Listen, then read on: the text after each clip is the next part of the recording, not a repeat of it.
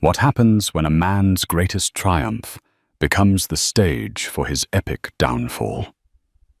For Michael Petrov, his promotion party held on a glittering Manhattan rooftop was meant to be his coronation. He was the king of his universe, and he had everything. The 7-figure bonus, the corner office, and a beautiful woman by his side. The only problem: the woman wasn't his wife. He brought his mistress to the celebration, intending to finalize the humiliating discard of his quiet, unassuming wife, Claraara.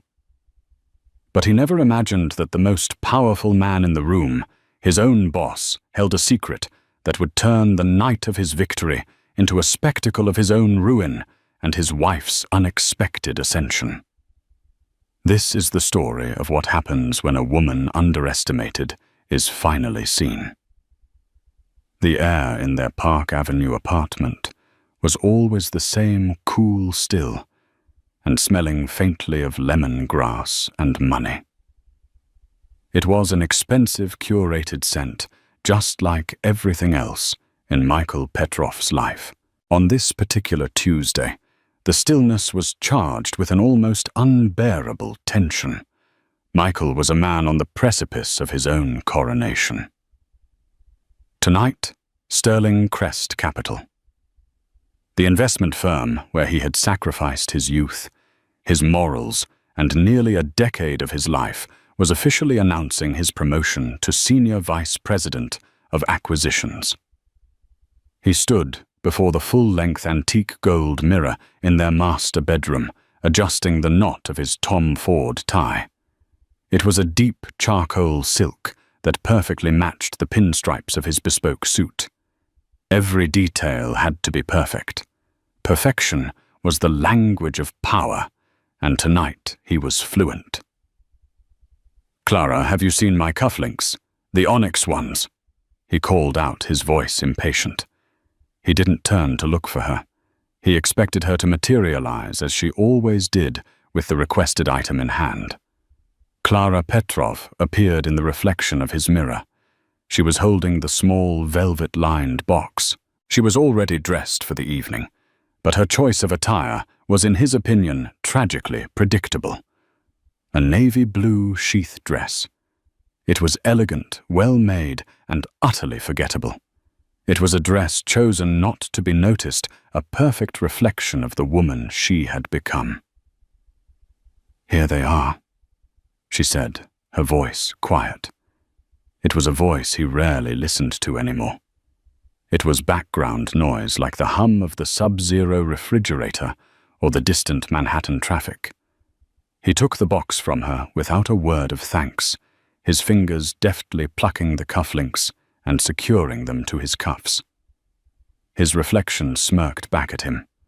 A man of 38, with sharp Slavic features, piercing blue eyes and dark hair, already showing distinguished flecks of silver at the temples.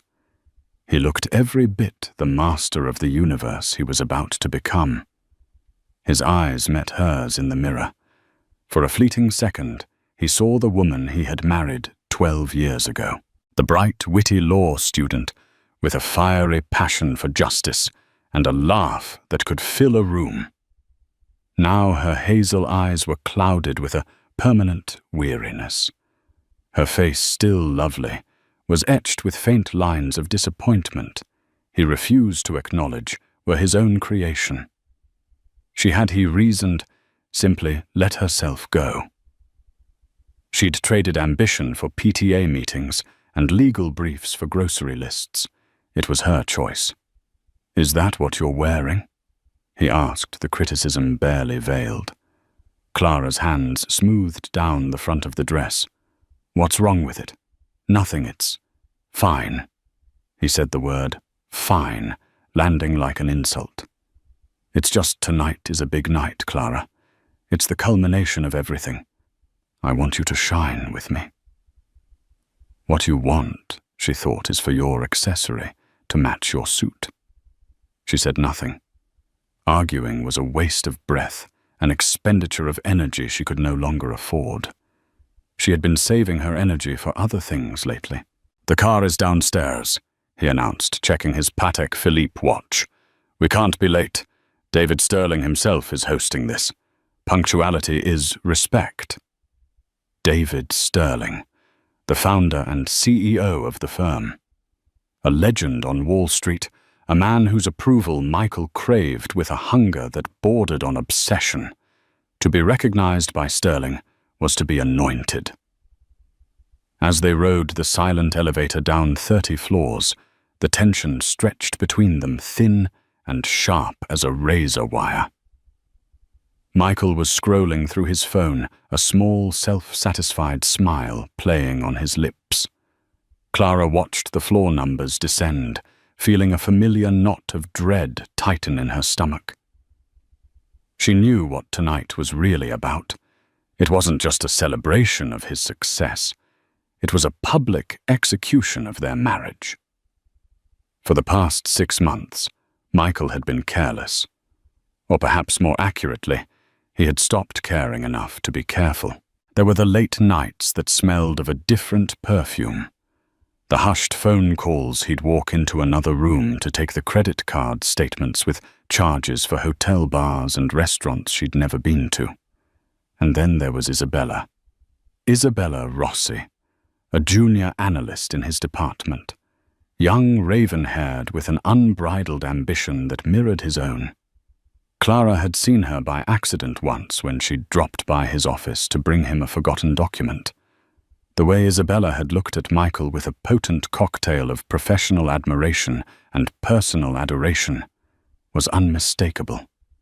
The way Michael had looked back at her with a possessive fire Clara hadn't seen directed at her in years had told her everything she needed to know. He had become a cliché.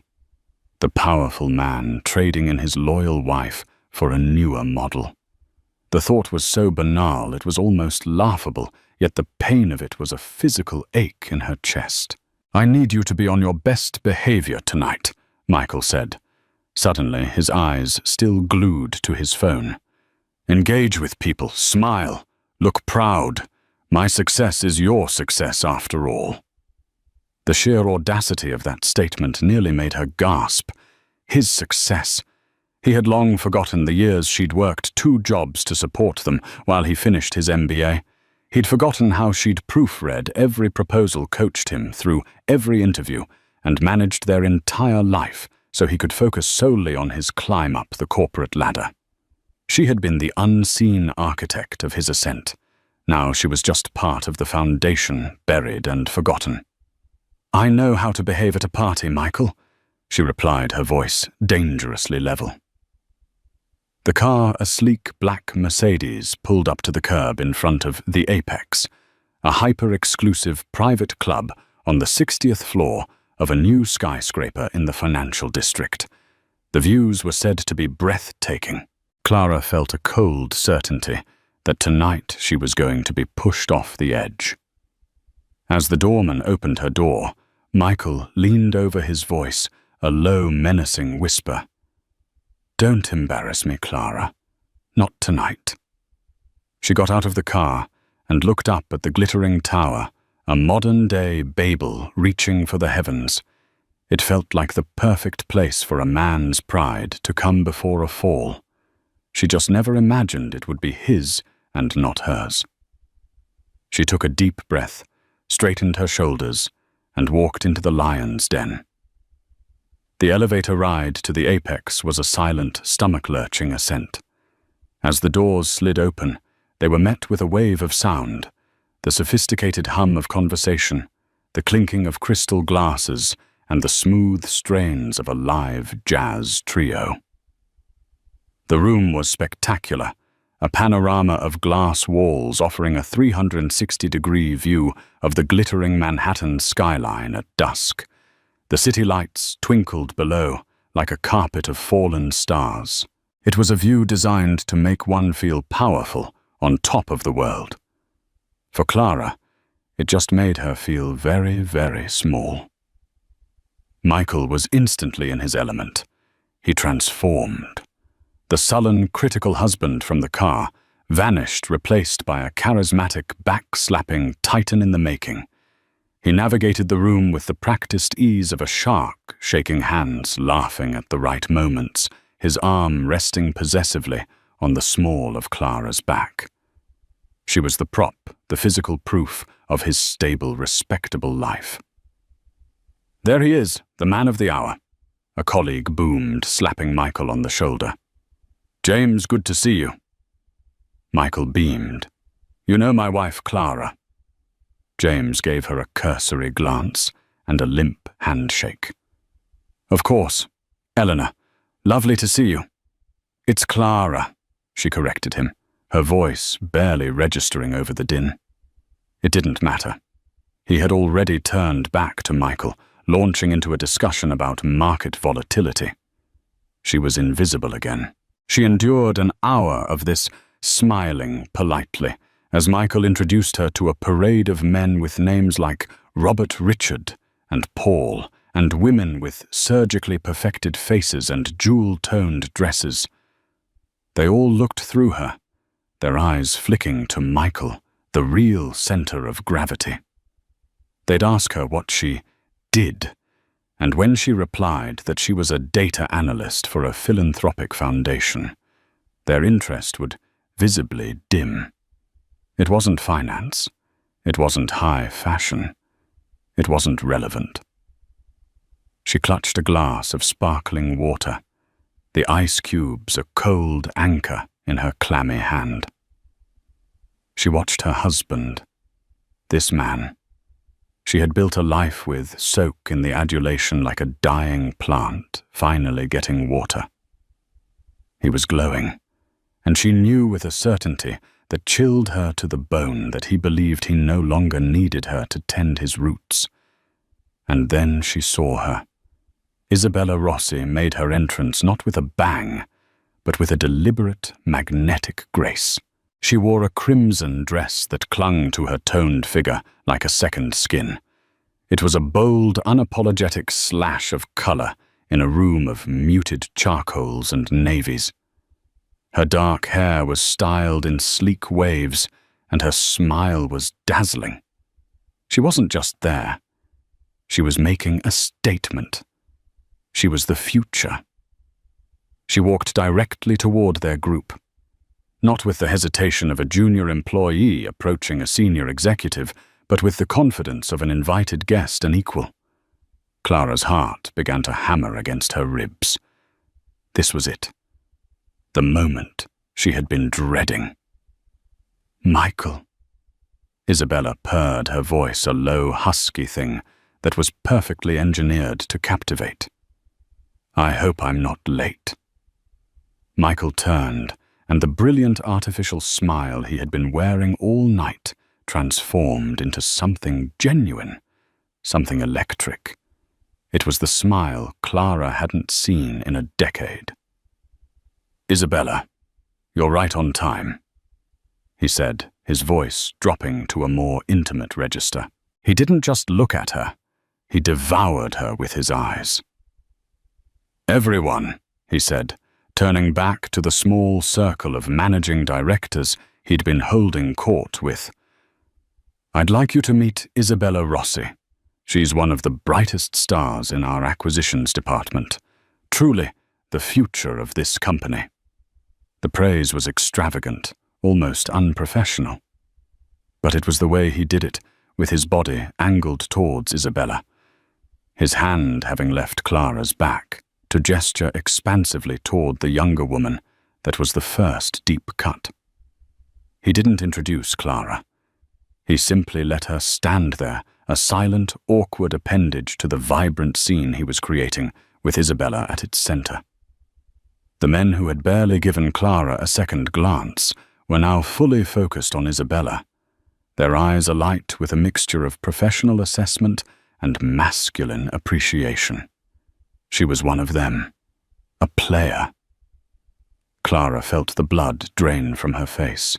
The room seemed to tilt slightly, the buzz of conversation fading into a dull roar in her ears. She wanted to run. She wanted to scream. She wanted to throw her glass of water in his smug, triumphant face. But she was paralyzed, frozen in a tableau of public humiliation. Isabella, for her part, played her role to perfection. She was deferential enough to the senior partners, yet sparkling with a confidence that made Michael's praise seem justified. She then turned her gaze to Clara, a flicker of something, was it pity triumph, in her dark eyes.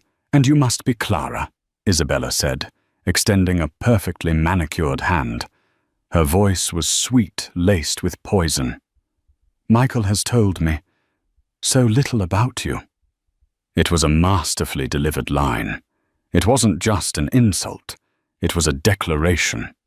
It established her intimacy with Michael, while simultaneously erasing Clara's entire existence.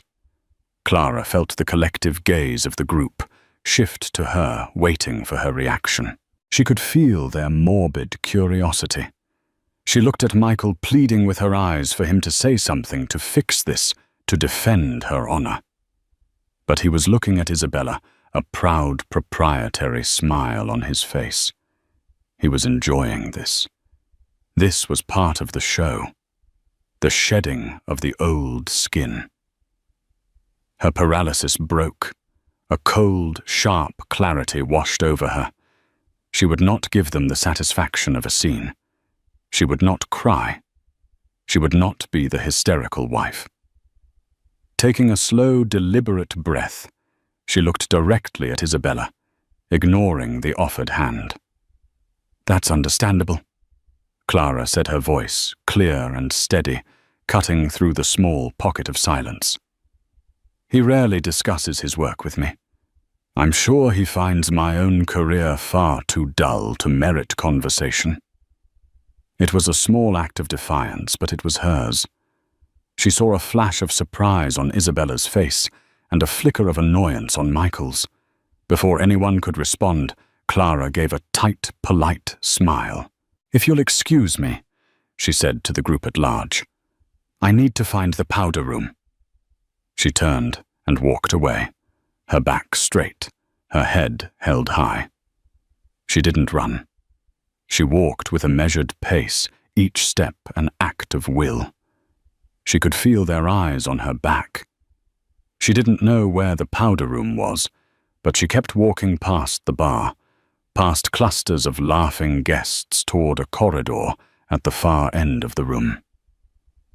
She didn't look back to see Michael place a reassuring hand on Isabella's arm, pulling her closer into the circle, seamlessly filling the space where his wife had just been. She didn't need to.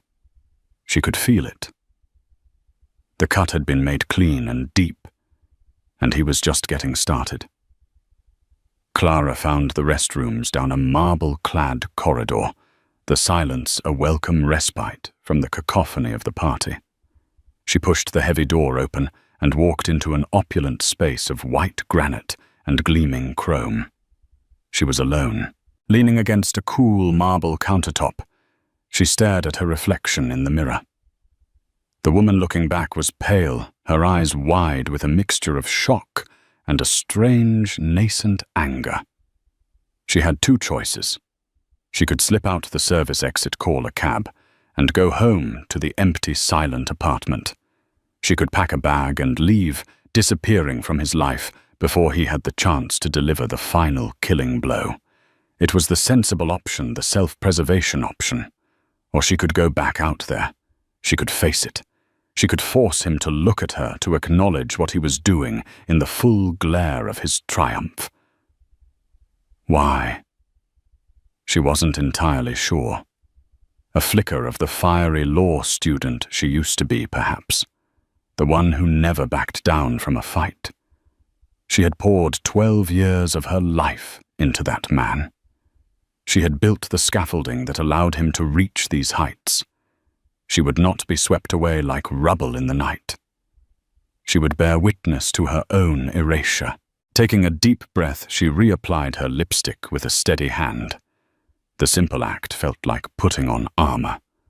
She smoothed her forgettable navy dress, and for the first time she was glad of it. It was her camouflage. They wouldn't see her coming. She walked back out into the fray. The party had reached its crescendo. A small temporary stage had been set up near the panoramic window, and the jazz trio had fallen silent. A senior partner was at the microphone, warming up the crowd. Clara slipped into the back of the room, finding a spot near a pillar where she could see without being easily seen. Michael and Isabella were standing near the front, side by side. Not quite touching, but the space between them was electric, a private world in a crowded room. Michael was laughing, basking in the attention. He was utterly blissfully unaware that she had returned. After a few preliminary speeches, the moment arrived. David Sterling himself walked onto the stage. The room fell into a respectful hush. Sterling was in his late 60s, with a mane of thick white hair, a trim physique, and an aura of quiet, unquestionable authority.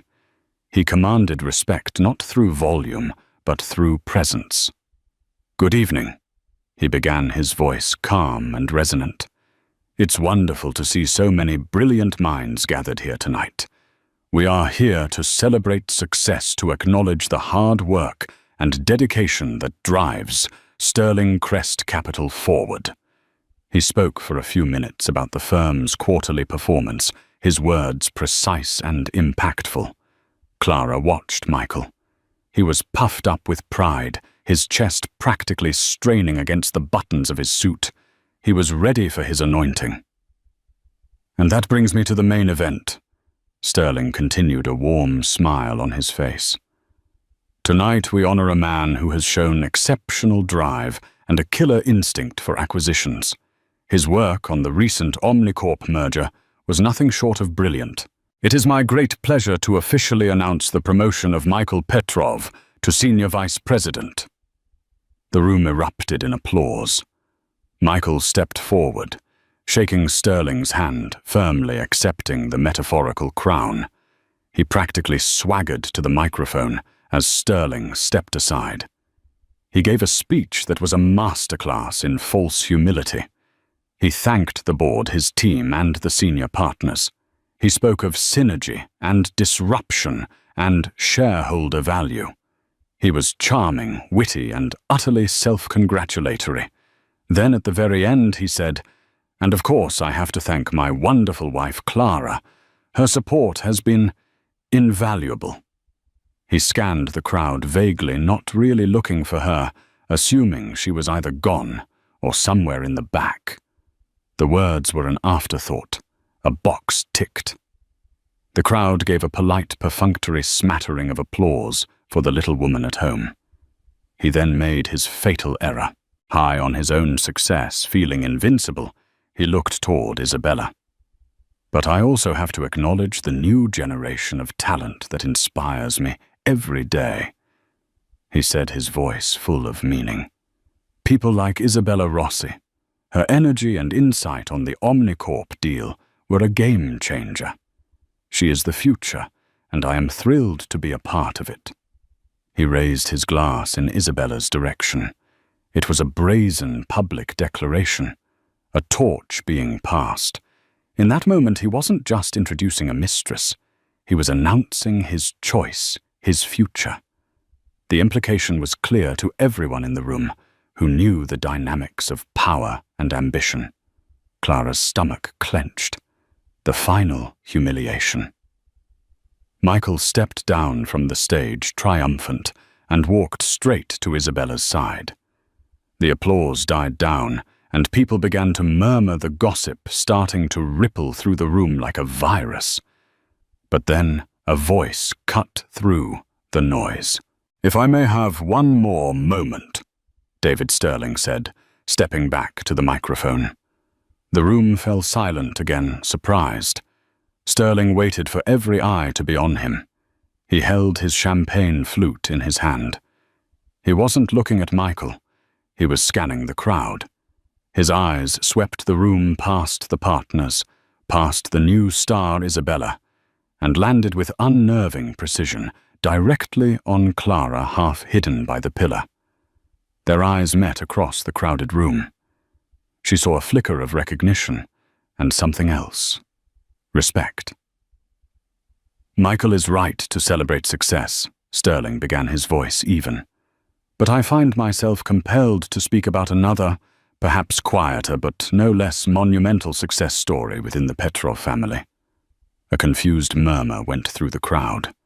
Michael, standing with Isabella, froze. His smile faltered. He looked from Sterling to Claraara, a dawning horror on his face. Most of you here measure success in quarterly earnings and market share. Sterling continued, his voice gaining power. It's a valid metric. But there are other metrics. There are other bottom lines. Some of you may know that I sit on the board of the Global Health and Welfare Foundation. He paused, letting that sink in. This was a prestigious heavyweight philanthropic organization known for its cutting-edge data-driven approach to solving global health crises. This year, Sterling said, his eyes still locked on Claraara. The foundation was struggling with a massive data set concerning pediatric malnutrition in sub-Saharan Africa. We had millions of data points, but we were failing to see the crucial correlations that would allow us to distribute aid effectively. We were losing time, resources, and frankly, lives. The room was now dead silent. The party had stopped. This was something else entirely. Then an analyst on their small team, a woman who was told the problem was likely unsolvable, developed a new predictive model. She created an algorithm so revolutionary, so insightful that it didn't just find the correlations we were looking for. It identified underlying causal factors we had never even considered. Sterling raised his glass higher. His voice resonated with genuine admiration. That analyst's model has, in the last 6 months, increased the efficiency of our aid distribution by over 400%. It is projected to save the lives of an estimated 20,000 children in the next year alone. The paper she authored on the methodology is set to be published in The Lancet. He let the name of the world's most prestigious medical journal hang in the air. Then he smiled a genuine admiring smile directly at Claraara. That analyst's name, he declared to the silent, stunned room, is Claraara Petrov. He turned his body fully towards her, a public and undeniable gesture of recognition. So while I congratulate Michael on his promotion, David Sterling concluded, his voice ringing with authority, I would like to propose a different toast to the woman whose quiet brilliance and dedication will save thousands of lives and change the world in a way a corporate merger never can. To Claraara. He raised his glass. For a moment there was stunned silence. Then one by one, then in a flood, the people in the room, the real power players who understood the magnitude of what Sterling had just described, turned toward Claraara. They raised their glasses. The sound of applause that followed was not the polite, perfunctory clap for a corporate drone. It was a roar.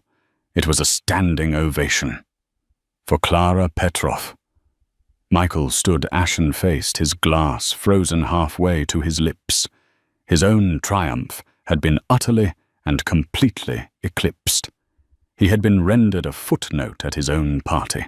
He stared at his wife, this quiet, forgettable woman in the navy dress who was now the center of the universe.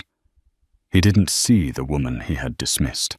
He saw a stranger, a giant whose shadow had just blotted out his son.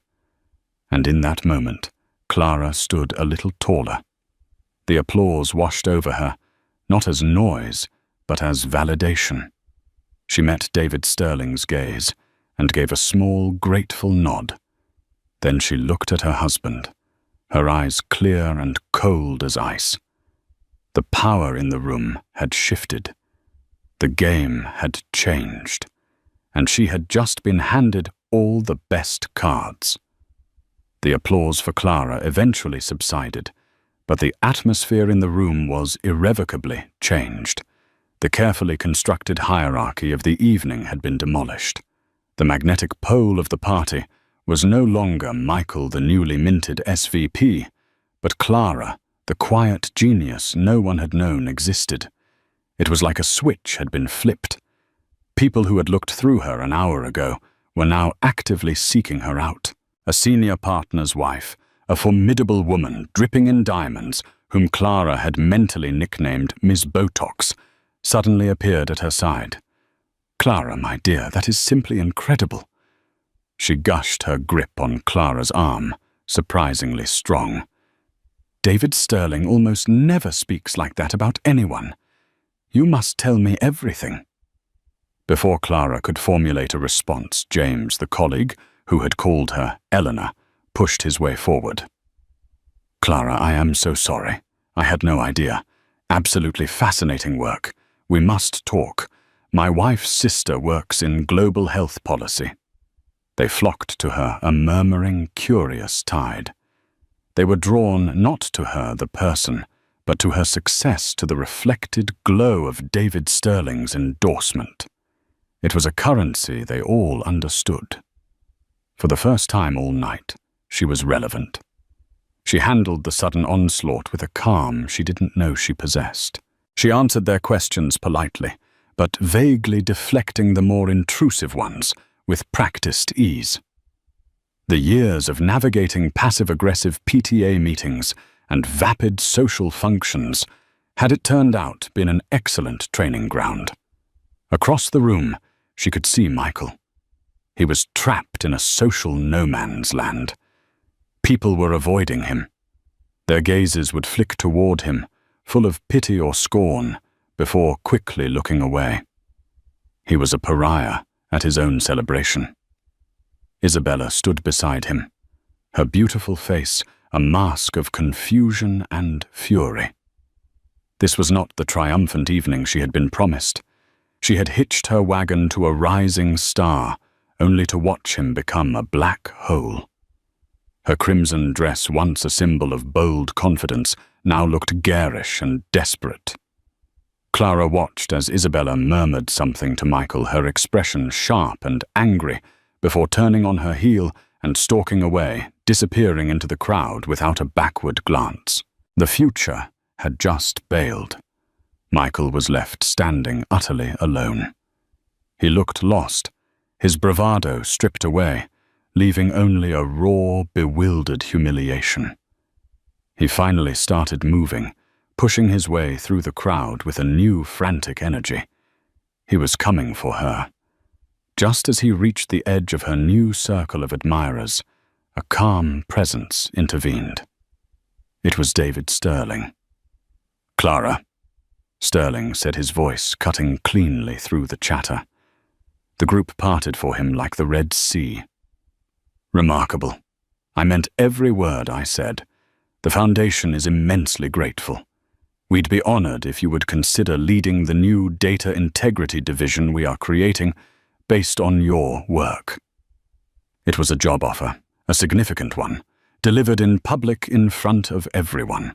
It was another signal, another layer of validation. "Thank you, Mr. Sterling," Clara said, her voice steady. "I'm very honored. I would be happy to discuss it." "Excellent," he replied with a nod. He then turned his cool, assessing gaze on Michael, who had been stopped dead in his tracks. "Michael," he said, his tone devoid of all its earlier warmth. "A word." The walk of shame from the center of the room to a secluded corner by the window was the longest of Michael's life. Clara couldn't hear what was said, but she could see it. Sterling's calm, implacable expression, Michael's frantic, gesticulating hands, his face pale and sweating. It was not a conversation between a CEO and his new SVP. It was a dressing down. After a few excruciating minutes, Sterling clapped a hand on Michael's shoulder. It was not a gesture of camaraderie. It was a gesture of dismissal. Sterling turned and walked away, rejoining the party as if nothing had happened, leaving Michael standing by the window, looking out at the city he no longer felt he was on top of. This was her chance. Her circle of admirers had begun to thin, as the party wound down. With a final polite nod, she slipped away and walked towards the exit. She wasn't going to wait for him. She wasn't going to endure a silent, toxic car ride home. She was almost at the elevator when his hand grabbed her arm. "Clara, where do you think you're going?" He hissed, his grip tight, his face contorted with a rage that was breathtaking in its arrogance. She yanked her arm free. "Home, Michael, which is more than I can say for your guest of honor." "What the hell was that?" he demanded, his voice low and trembling with fury. "You humiliated me. You and Sterling, you planned this. You made me a laughingstock on the biggest night of my life." The sheer, unadulterated narcissism of his accusation was so astounding it was almost liberating. The fear, the dread, the years of quiet, hurt it all, evaporated, replaced by a cold, hard anger. "You think I planned this?" she asked, her voice dangerously quiet. "You think I orchestrated this? You who brought your 20-something mistress to your promotion party and introduced her as the future in front of my face, you who stood on that stage and thanked me as an afterthought, like I was the caterer. You feel humiliated. Good. Now you have a fraction of an idea of how I have felt for the past year." He was speechless, his mouth opening and closing like a fish. He had no defense, so he defaulted to attack. "That work, that foundation crap. You never told me," he stammered as if her success was a betrayal. "You never asked," she shot back. "You haven't asked me a meaningful question about my life in 5 years. You were too busy building your kingdom, Michael. Did you ever once stop to think that I might be building one of my own?" The elevator doors chimed open. She stepped inside without looking back. "This isn't over, Clara," he yelled after her, his voice echoing in the marble hall. The doors slid shut, sealing her in a cocoon of silence. As the elevator began its descent, she looked at her reflection in the polished steel doors. The pale, frightened woman from a few hours ago was gone. In her place was a woman she barely recognized, but one she was desperate to get to know. The tears finally came, but they weren't tears of sadness or humiliation. They were tears of relief, tears of rage, tears of rebirth. The gilded cage had been blown wide open. The next morning, the sun rose over a city that felt entirely different. Clara had not gone back to the Park Avenue apartment. She had checked into the Lowell Hotel, a quiet, elegant sanctuary, far from the battlefield of her old life. She had spent the night not sleeping, but thinking. The replayed events of the party were no longer a reel of humiliation, but a highlight film of her own unexpected strength. Her phone had been buzzing incessantly since dawn. Texts and missed calls from Michael, each more frantic and demanding than the last. She ignored them all. There was also an email. It was from David Sterling's executive assistant, formally inviting her to a meeting the following week to discuss the directorship of the new Data Integrity Division at the Foundation. The subject line read, "Following up on our conversation." It was real. She ordered coffee and croissants and opened her laptop. For years, her work had been her private refuge, a secret garden she tended while the rest of her world withered. Michael had dismissed it as a hobby, a little something to keep her busy. He had no idea of the scale, the complexity, the sheer importance of what she did. He never bothered to understand. His world was one of tangible assets of hostile takeovers and leveraged buyouts. Her world was one of intangible patterns of saving lives with algorithms, a concept his mind, for all its supposed brilliance, could not grasp or value. She spent the morning preparing, not for a fight with Michael, but for her future. She pulled up the files on her groundbreaking model, reviewed the initial impact reports, and began drafting a proposal for what the new division could achieve in its first 5 years.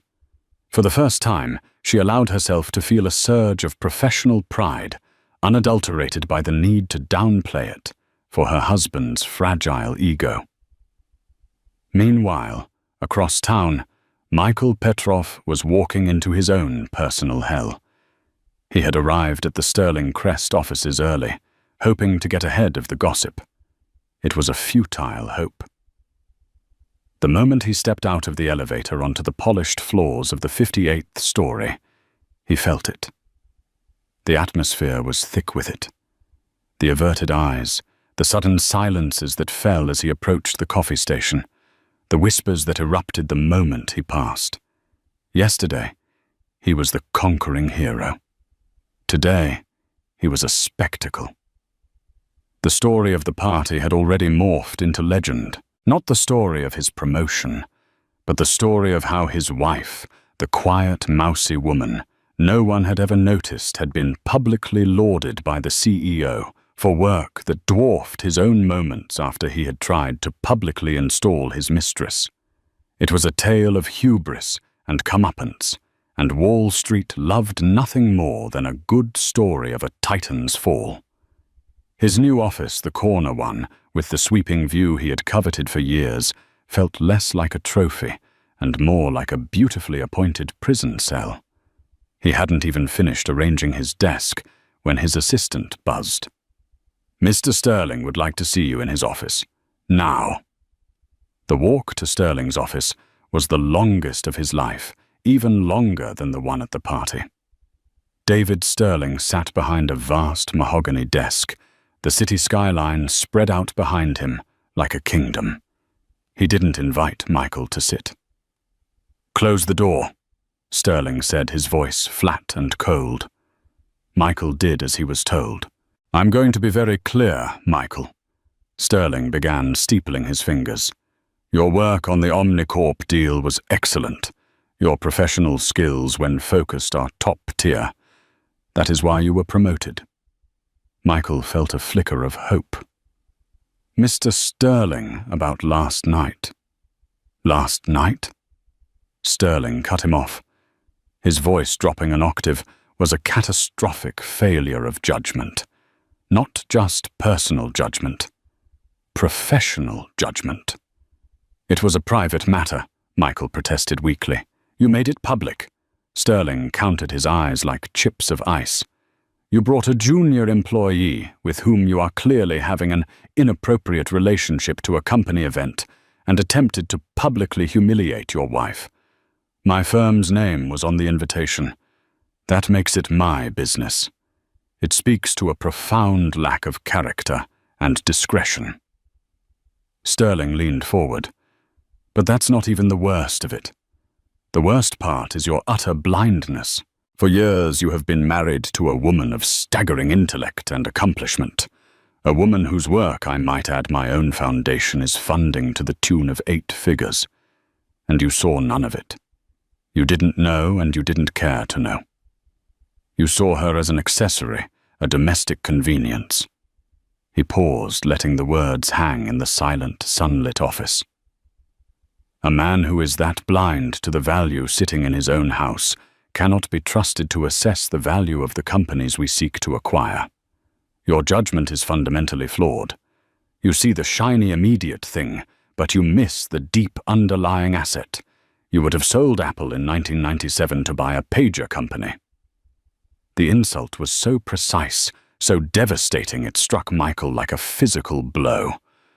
"Your promotion to senior vice president is on hold indefinitely," Sterling stated. "You will retain your current title. You will vacate the corner office by the end of the day. You will be reassigned to the domestic risk analysis desk, effective immediately. And you will have absolutely no contact with Isabella Rossi, who is being transferred to the Hong Kong office. Pray that she accepts the transfer." It was a complete and total neutering, a public demotion disguised as a reassignment. He was being sent to the corporate equivalent of Siberia. "This is my personal life," Michael finally exploded, his composure shattering. "This has nothing to do with my performance." "Your personal life showed me who you are," Sterling said calmly, "and I don't trust that person with the future of my company. Now get out of my office." Defeated, Michael stumbled out, the invisible eyes of the entire floor on him. His facade had not just crumbled, it had been pulverized into dust. That afternoon, Clara met with a divorce lawyer, one of the best and most ruthless in the city, recommended by a friend from her own law school days. She laid out the facts calmly and coolly. The 12 years of marriage, her financial support in the early days, his recent infidelity, his substantial income, and the public humiliation. Then she told the lawyer about her own work, her salary, and the pending offer from the Global Health and Welfare Foundation. The lawyer, a sharp woman named Jessica, listened intently. When Clara was finished, Jessica leaned back in her chair, and a slow, predatory smile spread across her face. "Oh, honey," she said, "we're not just going to divorce him. We're going to dismantle him." For Clara, it wasn't about revenge. It was about justice. It was about reclaiming the years she had invested, the parts of herself she had sacrificed. The rise had begun, and she was not going to look back. The woman in the forgettable navy dress was gone for good.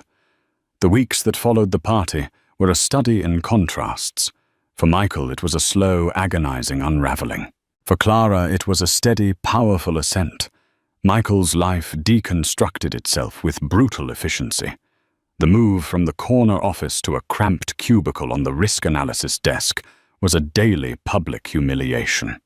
His former peers and subordinates now avoided his gaze, speaking to him only when necessary, their interactions clipped and formal. The man of the hour had become a ghost haunting the hallways of his own ambition. The reassignment was a gilded cage, a place where Sterling Crest could keep him on a leash without the messiness of firing him outright. He was paid well to do mind-numbing work, a passive-aggressive torture designed to make him quit. His attempts to contact Isabella were met with a wall of silence. Her corporate email bounced back, her cell phone number was disconnected. He heard through the office grapevine that she had indeed accepted the transfer to Hong Kong. She had cut her losses and fled a sinking ship. He was no longer her ticket to the top. He was an anchor. The realization that their connection was purely transactional was a bitter pill to swallow. His social life evaporated. The power couples who had once clamored for his presence at their dinner parties now went silent. To them, he was damaged goods, a man who had not only cheated, but had done so clumsily and been publicly emasculated. It was a failure not of morals, but of strategy, which in their world was the far greater sin. He retreated to the vast, empty Park Avenue apartment. Every object, the art Clara had chosen, the books she had read, the faint scent of lemongrass that still clung to the air, was a monument to the life he had demolished. He rattled around the silent rooms, his fury and bewilderment curdling into a toxic brew of self-pity. In his mind, he was the victim. Clara had betrayed him with her secret success. Sterling had betrayed him with his high-minded principles. Isabella had betrayed him with her opportunism. He was a king, dethroned by a conspiracy of lesser beings. His calls to Clara went straight to voicemail. Her only communication came through her lawyer, Jessica, whose letters were masterpieces of polite, merciless efficiency. The initial divorce filing landed on his desk like a grenade. It was meticulous, detailed, and utterly uncompromising. Clara was not asking for a settlement. She was presenting a statement of services rendered and damages incurred. Meanwhile, Clara was building a new world. The hotel suite gave way to a bright, airy apartment in a brownstone in the West Village, a neighborhood with character and soul. It was smaller than the Park Avenue cage, but it felt infinitely larger. She filled it with books, plants, and the music she loved, things that had been crowded out of her previous life. Her meeting with David Sterling and the Foundation's board was a resounding success. She walked in, not as Michael Petrov's wife, but as Clara Clark, reverting to her maiden name. She was armed with a 20-page proposal that not only outlined the structure of the new Data Integrity Division, but also projected its potential to revolutionize 3 other areas of the Foundation's work. They didn't just offer her the directorship, they expanded its scope and increased the salary offer by 30%. Sterling, in his capacity as a board member, was professional and encouraging, treating her with the same respect he would any high-level executive. His toast at the party had opened the door, but it was Clara's brilliance and preparation that secured her place in the room. She dove into the work with a passion she hadn't felt in years. She was building a team, managing a budget, and tackling problems that mattered. Her days were filled with intense collaborative meetings with epidemiologists, logisticians, and field doctors. They listened to her. They valued her insight. She was no longer an invisible architect. She was the lead designer, and her blueprints were changing the world. Her old friends, the ones from before Michael's meteoric rise, had deemed them unsuitable for his new status, rallied around her. They celebrated her new job, helped her decorate her apartment, and reminded her of the witty, vibrant woman she had been before she'd been edited down to fit into Michael's life. One evening, about 2 months after the party, she was having dinner with her old law school friend, Chloe. "I still can't believe he called your work foundation crap," Chloe said, shaking her head as she sipped her wine. "He didn't see it because he didn't want to," Clara mused, swirling the pasta on her fork. Anything that wasn't a reflection of him or a direct contribution to his success was worthless. My career was a threat to his narrative, the one where he was the sole genius and I was the happy little homemaker. "Well, his narrative has a terrible ending," Chloe smirked. "I heard from a friend at Goldman that the story on the street is that Sterling is just keeping him around as a warning to others, a living scarecrow in a bespoke suit." Clara felt a flicker of something, not pity, but a distant clinical sadness for the man. He might have been the man she had once loved. That man was long gone, consumed by his own ego. The true turning point came during the discovery phase of the divorce. Jessica's team of forensic accountants dug into Michael's finances. They found what they were looking for, a hidden brokerage account. It wasn't just for funding his trysts with Isabella. Over the past 2 years, Michael had been engaging in high-risk off-the-books derivatives, trading using undeclared bonuses. He was gambling, trying to build a personal fortune separate from their marital assets, a getaway fund for his new life with Isabella. But his golden touch had failed him. A recent catastrophic bet on a biotech firm had wiped out not only his secret profits, but a substantial chunk of the initial capital that was legally marital property. When Jessica presented this to Michael's legal team, they folded instantly. He had engaged in the dissipation of marital assets, a cardinal sin in divorce court. He had no leverage left. The settlement was swift and brutal. To avoid charges and further professional ruin, Michael had to agree to Clara's terms. She got the entire cash value of their Park Avenue apartment, a significant portion of his legitimate investment portfolio, and a hefty alimony settlement, structured to decrease over 5 years as her own income grew, a clause Clara herself insisted upon. She didn't want his money forever. She wanted what she was owed, the seed capital for her new life. The day the divorce was finalized, Clara was in a conference room at the Foundation, presenting her division's first quarterly report to the board. She had just finished explaining how they had streamlined vaccine delivery to a remote region, a project that would come in under budget and ahead of schedule. David Sterling sat at the head of the table listening intently. As her presentation concluded, there was a round of genuine, respectful applause. Sterling caught her eye and gave a small, affirming nod. It was a gesture that meant more than any promotion or bonus. It was a recognition of her competence, her value, herself. She was Clara Clark, director, leader. She was no longer a supporting character in someone else's story. She was the hero of her own. In the end, Michael Petrov's grand promotion party wasn't a coronation. It was a reckoning. His story became a cautionary tale whispered in the boardrooms and bars of Wall Street, a stark reminder that character is a currency that can't be hedged, and that underestimating the quietest person in the room can be the most catastrophic risk of all. He lost the job, the mistress, the money, and the wife he never truly knew he had. His epic downfall wasn't caused by a market crash or a bad investment, but by his own colossal arrogance. Clara's story, however, is a powerful testament to the quiet, unshakable strength that lies within.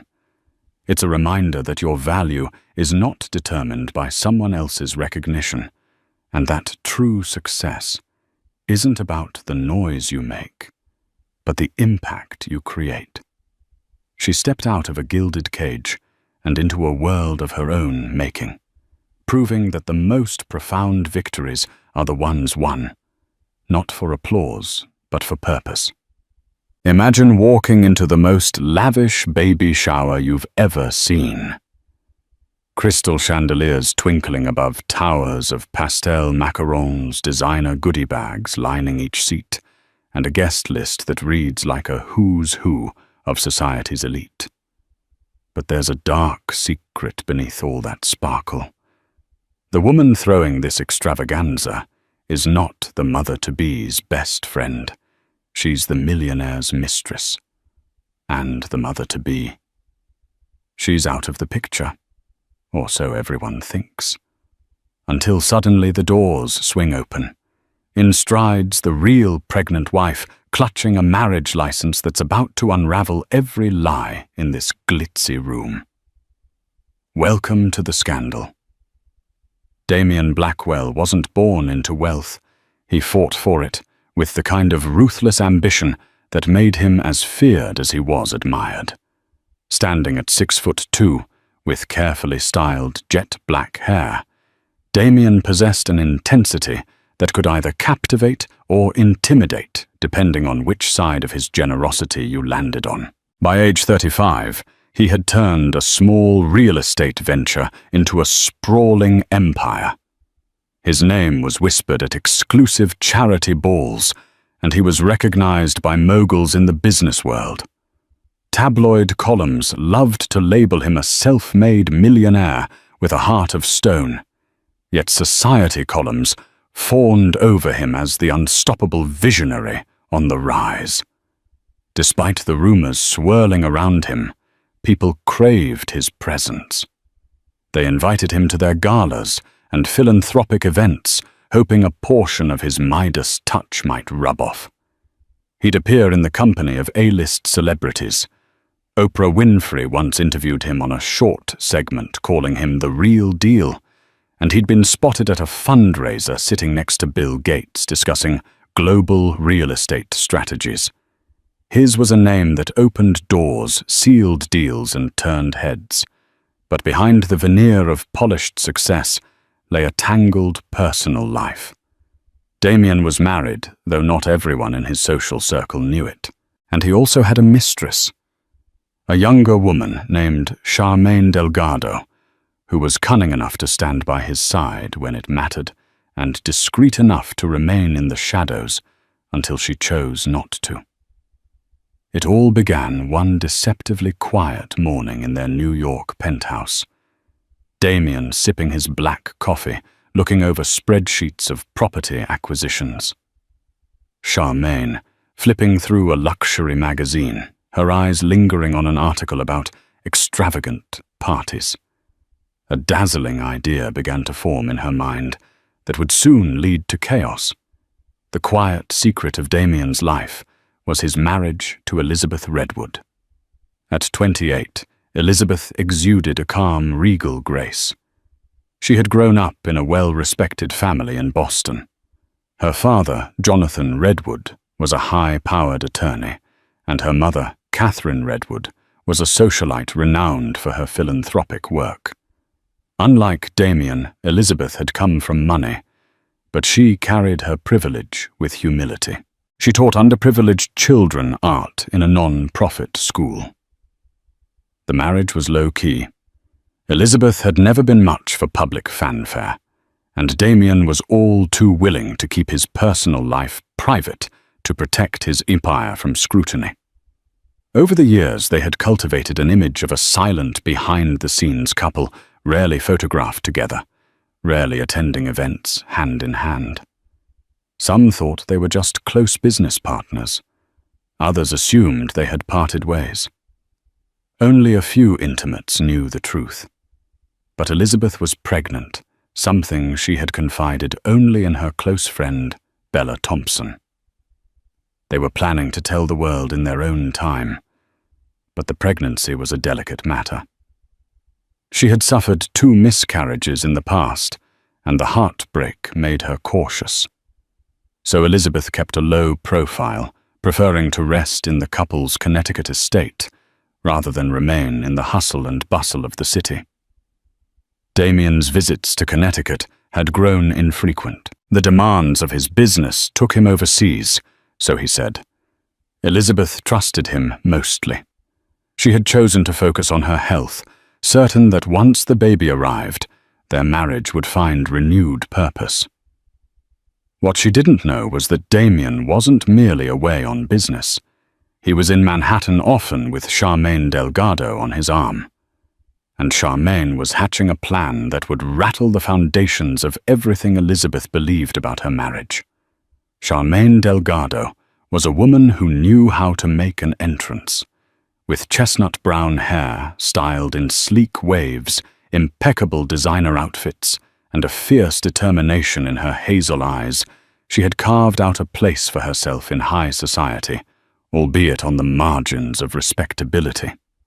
People whispered that she was Damien's mistress, but they also noticed that her circle included the wives of major hedge fund managers, fashion influencers, and even small-time celebrities who adored her lavish dinner parties. She wasn't satisfied with being a well-kept secret.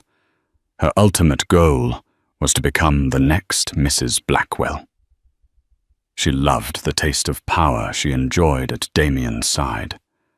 The hush money, the compliments, the exclusive events he brought her to under the pretense of a business associate. She wanted more than stolen weekends in a Paris penthouse or summers at a Tuscan villa. She longed to replace Elizabeth Redwood, whom she considered dull and undeserving of the empire Damien was building. "Have you thought about throwing a party?" Charmaine cooed one morning as she lounged in Damien's penthouse, the city skyline glittering behind her. A big one, with all the right people. It could be a statement event. Maybe a fundraiser for your new philanthropic arm. Damien, engrossed in reading a financial report, merely raised an eyebrow. "You know those events are important, but we have an entire pep team that organizes them.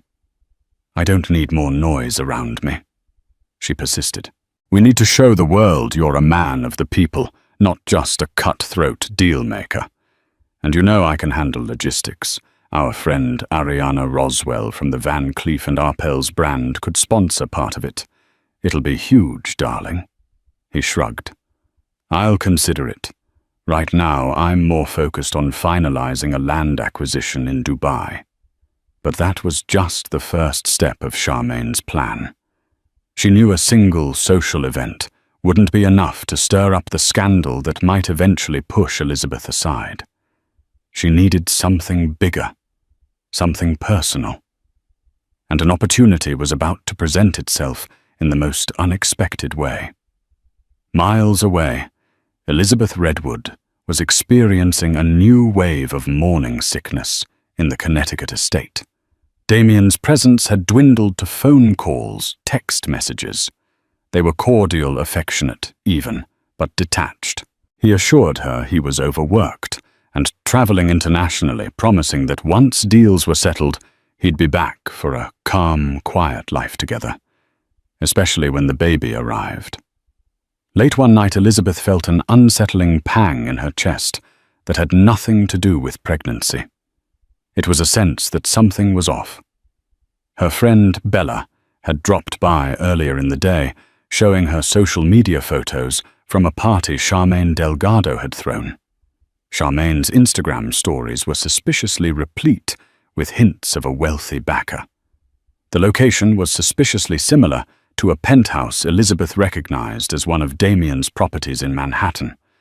Elizabeth tried to stifle the jealousy, telling herself that this was just a business associate hosting a private function.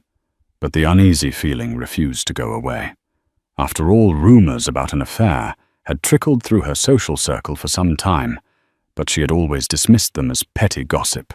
Now the evidence was piling up, pictures of Charmaine in lavish settings that Elizabeth knew only Damien could access. She placed a hand on her small baby bump. With the child's gentle fluttering in her womb, it felt like both a promise and a reminder. She and Damien were a family. They had a future. She told herself, I have to trust him. Stress is the last thing I need right now. But doubt is a seed that once planted grows rapidly, especially in the lonely quiet of a large estate where your husband's presence is rare. One drizzly afternoon, Charmaine discovered the depth of Damien's secret. A single oversight on his part, he had left a series of open messages on his laptop while he stepped away to answer a phone call. Charmaine saw a digital note from Damien's assistant congratulating him on his wife's pregnancy. Charmaine's heart clenched. She knew Elizabeth existed, but she hadn't realized Elizabeth was pregnant. Jealous fury simmered beneath her carefully poised exterior. She paced the penthouse, chewing on her glossed lip. Eyes narrowed. He's going to have a baby with that woman, she hissed under her breath. What about me? But soon a twisted idea formed in her cunning mind. She decided to use this pregnancy to her advantage. If she could insert herself into the baby's life, she might become indispensable. And so she hatched a plan, so audacious it felt almost delirious, host a baby shower. For Elizabeth, yes, but secretly orchestrated by Charmaine herself and used as a platform to humiliate the pregnant wife or force a confrontation in public. She cornered Damien one evening with a proposition. You never do anything big for Elizabeth, she said sweetly. Why don't we celebrate her pregnancy? It'll be good, Pierre. Everyone in your social circle will know you're a family man. You're committed to your wife. He stiffened. Elizabeth is very private. Besides, she's in Connecticut, and you know she's had complications before. She wouldn't want a big show. Oh, hush, Charmaine insisted. We'll make it a small, intimate affair. A high-end baby shower with carefully vetted guests. I'll handle everything discreetly. It'll be a great show of unity, especially for the tabloids. You could even do it at one of your properties to keep it private. Damien frowned, torn. I don't think Elizabeth would appreciate it if a stranger organizes her baby shower. Charmaine placed a manicured hand on his shoulder. Sweetheart, you need to show your support to your wife. Let me help. I'll ensure it's tasteful. No press, just close friends. I'll do all the heavy lifting. Besides, if you throw a shower for her, it'll erase all those silly rumors about me and you. Her eyes sparkled with the hidden motive, a chance to stake her claim in his life, to show Elizabeth and the world that she was more than just a rumor. Damien was reluctant, but eventually conceded, thinking it might indeed quell whispers of scandal if there appeared to be a friendly relationship between the two women. Charmaine couldn't help but smirk when he agreed. She quickly sent out invitations, making sure to invite only select members of high society and a few of Elizabeth's acquaintances. She didn't invite Elizabeth's family or closest friends. She wanted to keep the event's planning under her strict control. News of the upcoming baby shower spread quietly through upper-crust circles, almost as if it were a secret event for the select few. Elizabeth heard about it from Bella Thompson, who received an invitation by email. Elizabeth's confusion grew. A baby shower hosted by Charmaine Delgado. The name alone made her heart skip a beat. Instead of confronting Damien directly, Elizabeth decided to keep her composure. She confronted him calmly on a phone call. "Why is Charmaine Delgado organizing my baby shower?" Damien cleared his throat, his tone reassuring. "I wanted to do something special for you," Charmaine volunteered. "She's helping me out. I have so many business commitments, and you know she's got connections in event planning circles. She promised it would be small and refined." Elizabeth's gut twisted, but a part of her wanted to believe he was telling the truth, that Charmaine was merely a helpful business associate. She grudgingly agreed to attend, if only to avoid stress and hope for the best. After all, she had always wanted a moment to celebrate her pregnancy with friends. Maybe this was an olive branch. Maybe it would help her and Damien reconnect. But behind the scenes, Charmaine pulled every string to make this baby shower a spectacle. She selected an opulent venue, a palatial rooftop terrace belonging to one of Damien's real estate partners overlooking Central Park. She ordered pastel floral arrangements, towering centerpieces of orchids and roses imported from a prestigious florist in Paris. There would be a harpist, a string quartet, an array of gourmet amuse-bouches, and a cake so lavish it rivaled wedding tears. In the hush of her private thoughts, Charmaine planned her own unveiling. She would arrive looking stunning, the perfect hostess. She'd drop hints about her closeness with Damien to unnerve Elizabeth. And if all went according to plan, Elizabeth would be so overwhelmed she might even retreat, leaving Charmaine to bask in Damien's spotlight. As the date of the shower approached, Elizabeth felt an unshakable anxiety. She was 7 months pregnant, trying to remain calm for the sake of the baby.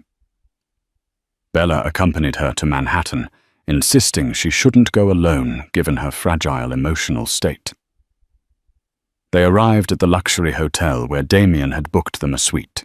When Elizabeth entered the penthouse suite, she found a note from Damien, apologizing that he wouldn't be able to join her immediately. He had an urgent business dinner. She sank into the plush sofa, tears threatening. Her hand instinctively rested on her belly, feeling the baby's gentle kicks.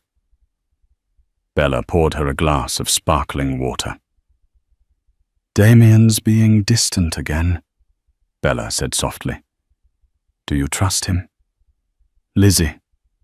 Elizabeth blinked back tears. "I'm trying to. Everything is so confusing right now. He insists he loves me, wants this baby. Yet I see Charmaine in all his public appearances, and now she's hosting my baby shower." Bella offered a reassuring arm around her shoulder. "Tomorrow, you'll see the truth. Sometimes you need to look your fears in the eye. If something is off, I'll be right there to support you." That night, Elizabeth couldn't sleep. She thought of her father's disapproving glance whenever the subject of Damien arose, recalled how her mother once gently hinted that Damien's lifestyle might not mesh well with a stable marriage. Elizabeth had defended him passionately, saying he was just driven, not unfaithful. Now her worst suspicions were creeping in. Could Charmaine Delgado be more than just a helpful business associate? A brilliant late-morning sun bathed the rooftop terrace in golden light the next day. Waitstaff wearing crisp white uniforms circulated silver trays of champagne flutes, fresh squeezed juices, and hors d'oeuvres. Guests trickled in, each more glamorous than the last. The decor was a pastel dreamscape. Delicate pink, mint, and lavender ribbons dangling from tall arches of greenery. A harpist plucked gentle tunes in the corner. Charmaine Delgado made her entrance in a sleek mauve cocktail dress with diamond accents. Heads turned. She was radiant, playing the role of the gracious hostess to perfection, greeting influential socialites and business figures with warm smiles. She seemed to relish every polite question about her connection to the Blackwells. Her eyes roved over the crowd, waiting for Elizabeth.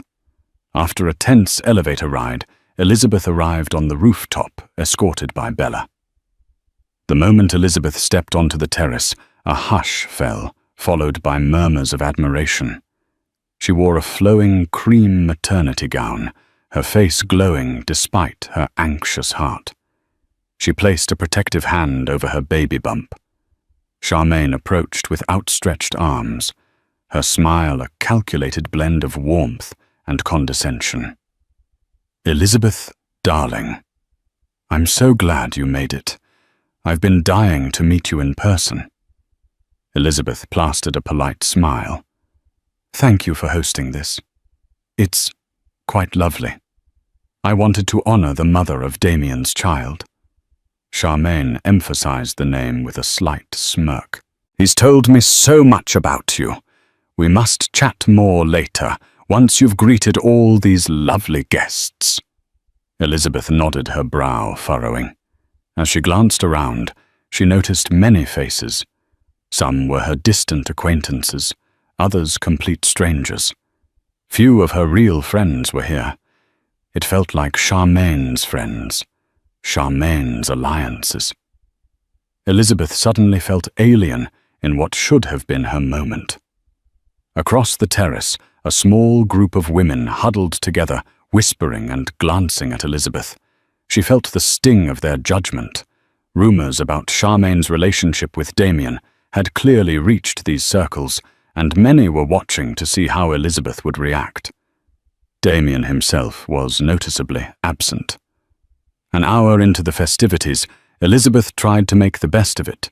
She politely thanked each guest for coming, endured the cooing over baby gifts, and fielded vague compliments about how lucky she was to have such a supportive friend in Charmaine. Bella hovered protectively nearby, noticing the forced smiles and the subtle slights. "Lizzie, do you want to sit down?" Bella asked gently. "You look pale." Elizabeth felt overheated, but she forced a reassuring smile. "I'm fine. Just need a bit of water." Bella guided her to a seat. As a waiter brought over a glass of ice water, Charmaine reappeared, dragging along a tall woman named Harriet McAllister, a flamboyant gossip columnist for one of the city's scandal rags. Harriet was known for her sharp tongue and sensational headlines. She was exactly the kind of presence Elizabeth had wanted to avoid. Charmaine purred Elizabeth. "Darling Harriet here would love a quick chat about your plans once the baby arrives. She's a dear friend and does these wonderful pieces on society families." Elizabeth's stomach churned. She felt cornered. She recognized Harriet's byline stories about extramarital affairs, hidden marriages, and love children that sold out tabloids. With a forced graciousness, Elizabeth offered a handshake. "Pleasure to meet you." Harriet's lipsticked grin was disarming. "My readers would be thrilled to know about your journey. We rarely see you in public. Are you hoping to step into more philanthropic work?" After the baby, Elizabeth recalled her ongoing involvement with children's art education. "I've always been philanthropic, Harriet. My work with underprivileged children is where my heart lies." Harriet's gaze flickered to Charmaine, as if searching for a bigger story. "And how has Ms. Delgado here helped you prepare for motherhood?" Elizabeth swallowed her discomfort. "She's kindly hosting this shower. It's very thoughtful of her." Charmaine smirked, hooking an arm around Harriet's. "Damien trusts me implicitly with these sorts of things. We've collaborated on many projects." Elizabeth's heart hammered. She wanted to scream. Instead, she smiled politely, feeling a swirl of nausea. Harriet's eyes gleamed, sensing tension. "Well, I look forward to writing something wonderful," Harriet said, in a tone that implied she wanted to dig up drama. "Thank you both." As Harriet wandered away, Charmaine leaned in close to Elizabeth, lips curling in a mocking smile. "You must be so exhausted. Sure you can handle all this excitement?" "Dear," Elizabeth met her gaze firmly. "I'm fine. I hope Damien arrives soon. This is after all our baby shower." Charmaine's eyebrows arched, a spark of triumph in her eyes. "Oh, he'll be here. Don't worry. He wouldn't miss his own event." From across the terrace, Bella flashed Elizabeth a worried look. Something was brewing, and they both sensed that Charmaine had not yet played her final card. Mid-afternoon, a wave of murmuring swept through the guests. Damien Blackwell entered, flanked by a couple of his business associates. He wore a tailored charcoal suit, exuding confidence, even as tension pinched the corners of his mouth. Elizabeth mustered a smile as she approached him. He leaned down to kiss her cheek, whispering, "You look beautiful." She forced a smile. "Thank you." Without missing a beat, Charmaine swooped in, greeting Damien with an intimate hug that lingered too long. Elizabeth's jaw tightened. Some guests averted their eyes uncomfortably. Others watched eagerly for signs of drama. Damien cleared his throat. "Charmaine, you've outdone yourself. This is spectacular." She beamed. "Only the best for your wife." Her lips curved at the word, as though it were a faint insult. "Now, dear guests," Charmaine said, raising her voice to gather attention. "May I have everyone's attention for a moment? We have a very special surprise planned for Elizabeth and Damien." Two waiters wheeled out a multi-tiered cake adorned with sugar roses and a shining gold bee for baby Blackwell. Gasps of admiration rose among the guests. Charmaine continued, "This baby represents a new chapter in the Blackwell legacy. We all know Damien is a man of ambition and power, but behind every great man is a great woman. Or so they say. Elizabeth, you're carrying his pride and joy, his future heir." Elizabeth swallowed, bracing for the spotlight. She felt a wave of relief that, at least in this moment, Charmaine's speech sounded oddly supportive. But then Charmaine's gaze flicked to Harriet McAllister in the crowd. Sometimes, Charmaine said, "The greatest test of love is how we handle adversity." And I think we all need to raise a toast to that. Because it's not just about the baby. It's about forging a future that might change the face of the Blackwell Empire forever. A hush fell as glasses were lifted. Elizabeth felt something ominous in Charmaine's words. Damien's expression was inscrutable, yet a slight twitch in his jaw betrayed tension. "Cheers!" Charmaine declared, her eyes flashing with triumphant challenge. Glasses clinked, but no one seemed entirely at ease. It was as though the moment was waiting for something to drop like the hush before a devastating storm. The cake was sliced. The harpist played softly, and guests milled about in the golden glow of early evening. Bella pulled Elizabeth aside gently, pressing a crisp document into her hand. "Lizzie, this came by courier for you at the hotel front desk. It's from your father." Puzzled, Elizabeth unfolded the paper. Her eyes scanned over a statement from her father's attorney referencing property transactions tied to Damien and Charmaine Delgado, purchased under a shell corporation. Elizabeth's heart stuttered. So it was true he was financially supporting Charmaine in more ways than a simple fling. There was mention of a property in Paris, high-end jewelry acquisitions, and hush money payments disguised as consulting fees. Tears pricked Elizabeth's eyes. Her father had, in his own cautious way, tried to protect her. This document spelled out a betrayal more devastating than any rumor. She glanced at Bella, who squeezed her hand in support. Elizabeth took a steadying breath. I need to confront him. Now.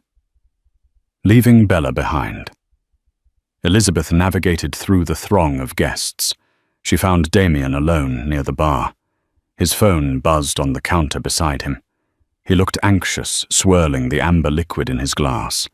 She handed him the document, voice quivering. Damien, what is this? He scanned the pages, color draining from his face. Elizabeth, I can explain. Her voice rose, trembling with anger and heartbreak. Explain how you're buying properties for this woman while I'm at home pregnant with your child. How many lies have I believed? Were you ever traveling on business or just off with her? He tried to grab her hand, but she recoiled. It's complicated. I was trying to protect you, the baby. My deals are huge. They require alliances.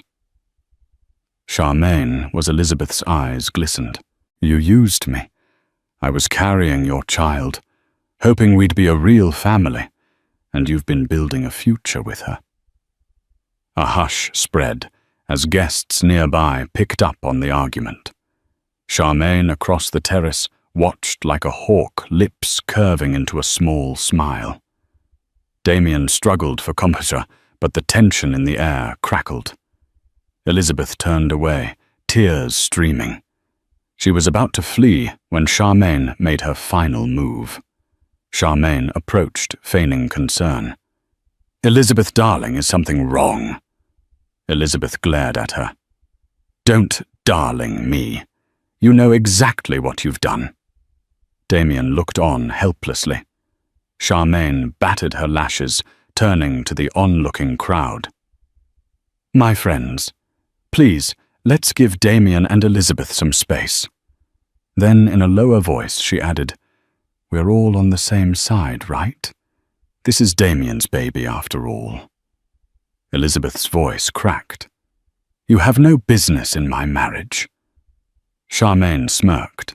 I hate to be the bearer of difficult news, but you might want to brace yourself. She placed a hand on her own stomach. Because I'm pregnant too. Gasps rippled through the guests like an electric shock. Elizabeth's face went ghostly pale. The words seemed to echo, bouncing off the marble columns of the terrace. Damien's eyes widened in horror. What Elizabeth breathed, barely able to stand. Bella rushed to her side, supporting her. Charmaine's smirk deepened. Surprised Damien is going to be the father of my child? That's the real reason I planned this shower. A test run, if you will, for the bigger celebration. A mixture of shock and revulsion spread across the guests. Harriet McAllister had her phone out, already taking notes for a sensational article. Elizabeth's trembling hand rested on her own belly. The heartbreak was overwhelming. She thought of the many nights she prayed for this pregnancy to be safe, while her husband created a new life with Charmaine. The betrayal was too immense to put into words. Damien looked trapped like a man whose secrets had finally caught up to him. Charmaine, he hissed. You said you wouldn't. She flipped her hair triumphantly. I changed my mind. You can't sweep me under the rug anymore, Damien. Especially not when I'm carrying your child. Everyone here deserves to know the truth. Elizabeth's legs weakened, and Bella guided her to a chair. The crescendo of scandalous whispers rose around them. For a moment, Elizabeth's world spun. Quietly, deliberately, Elizabeth stood again. She locked eyes with Charmaine, then glared at Damien. Her anger surged, adrenaline fueling her. She reached into her small clutch and pulled out a document, her official marriage license to Damien, along with a copy of their wedding certificate, sealed and signed by the state of Massachusetts. She raised her voice with as much composure as she could muster. "You think you can come into my baby shower, my life, and pretend you have some rightful claim to my husband? Let me make something clear to everyone. Here I am, Mrs. Elizabeth Redwood Blackwell, and that is not changing unless I say so." She held the documents up for the onlookers to see. "This is our marriage license, and we are legally married. This scandal you're trying to create will not erase that fact." Charmaine's composure wavered for a second, but she quickly regained her smugness.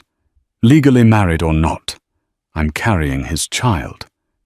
That's a bond you can't break." Elizabeth's tears were gone, replaced by anger and the fierce protectiveness of a mother. "Get out of my face!" Damien tried to step between them. "Both of you calm down. This is not the place for..." Elizabeth turned on him with fury in her eyes. "Not the place, Damien. You let your mistress plan my baby shower. You humiliated me in front of all these people. You might have impregnated her too, and you have the audacity to say this is not the place." He reached for her hand, but she pulled away.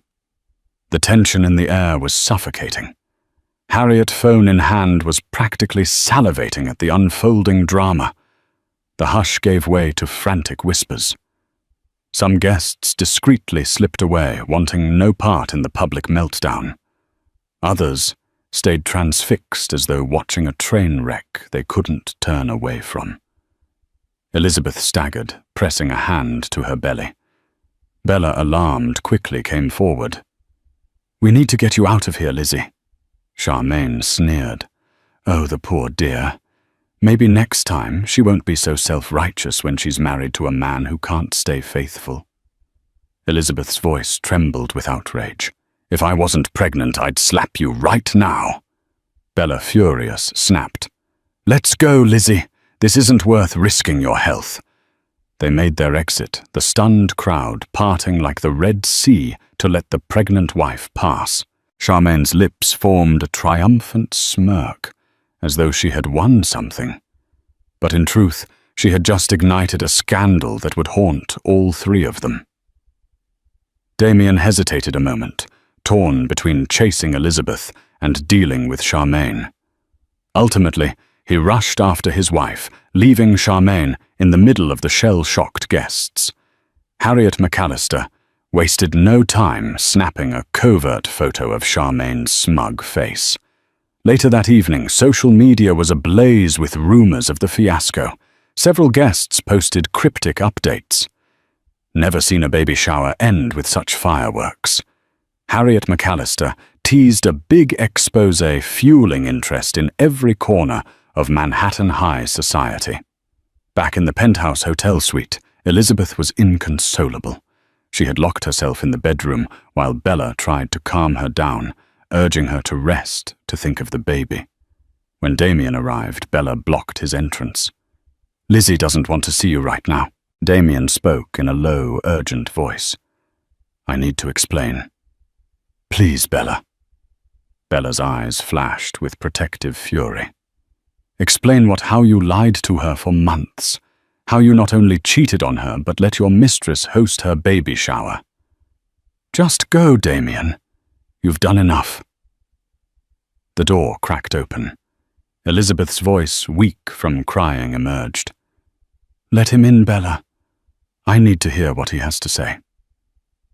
Reluctantly, Bella stepped aside.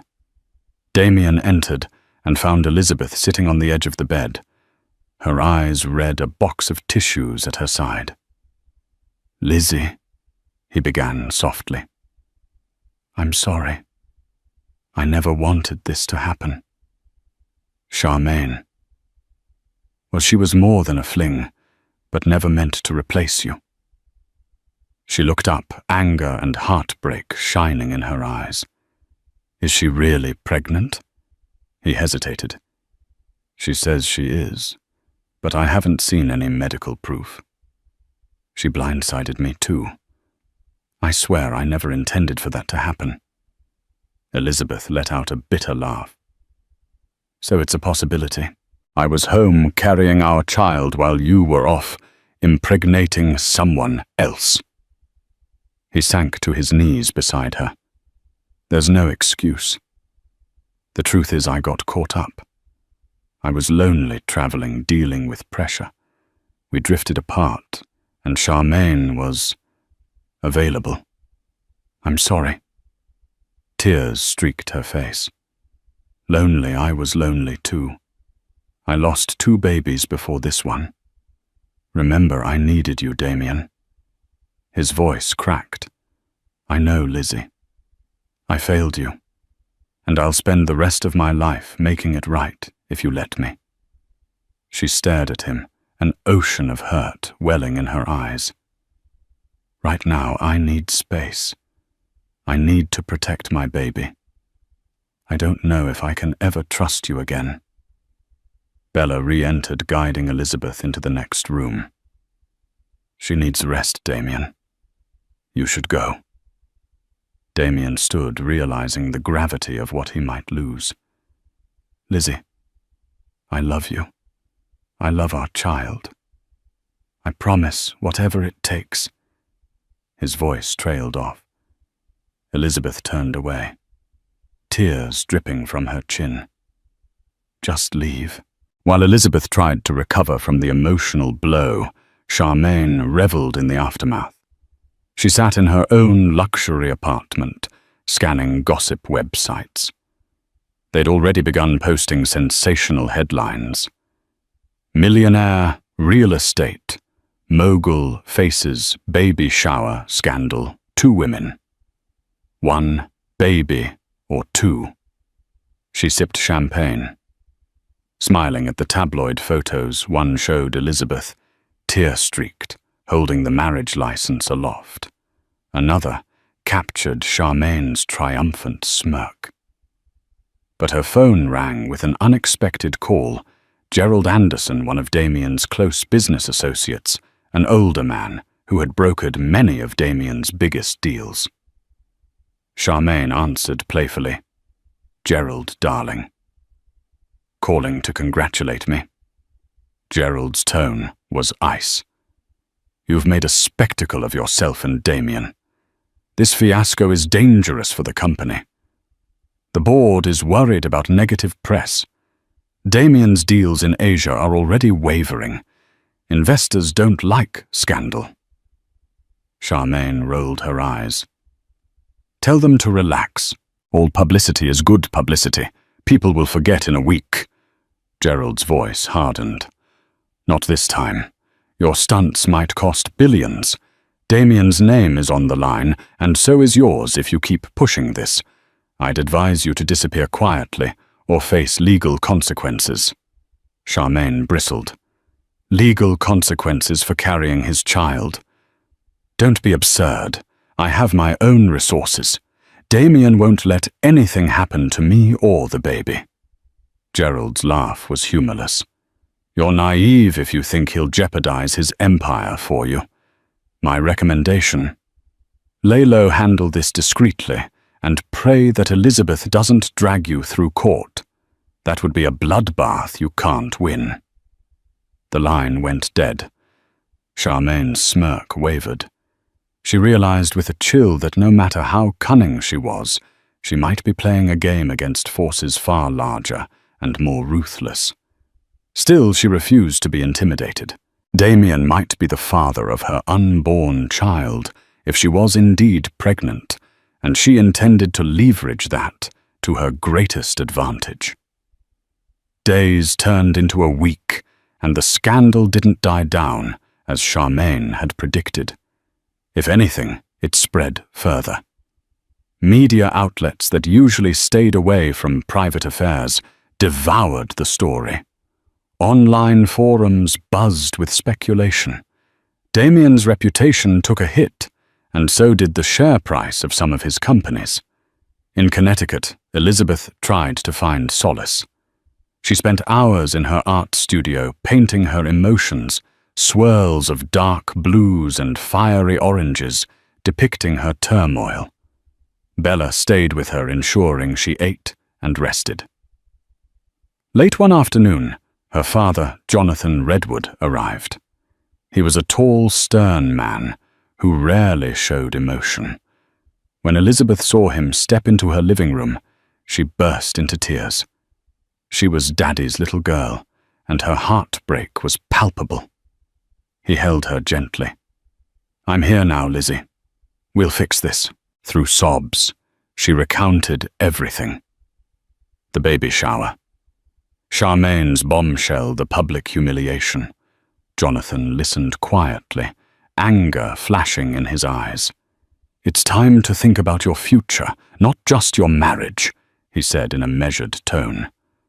"Damien's not the only one who can protect you financially.